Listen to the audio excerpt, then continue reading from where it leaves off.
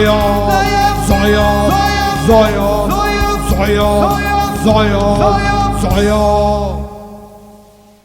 Buongiorno a tutti quanti, come vedete oggi il collegamento lo facciamo da fuori, anche perché così ci adeguiamo al decreto ministeriale che finalmente ci manda a cena fuori. Basta sempre che non piova però. Allora, una casa farmaceutica molto nota mi ha regalato questa macchina, questa Astra nuova fiammante, ma siccome sapete che io ormai sono uno studioso di latino e conosco perfettamente tutti gli scrittori e i filosofi latini, ho soprannominato questa Astra AstraZeneca e ho messo a punto un vaccino che ho nominato ugualmente AstraZeneca. Questo vaccino non immunizza dal Covid, ma se qualcuno lo prende, almeno lo prende con filosofia.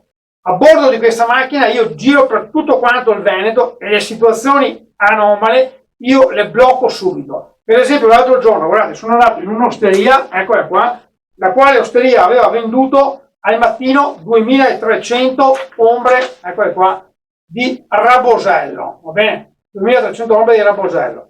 Poi la stessa osteria ha venduto, ecco qua, 2700 ombre di bianco fermo. Alla sera la stessa osteria aveva venduto 4500 ombre di bianco frizzante.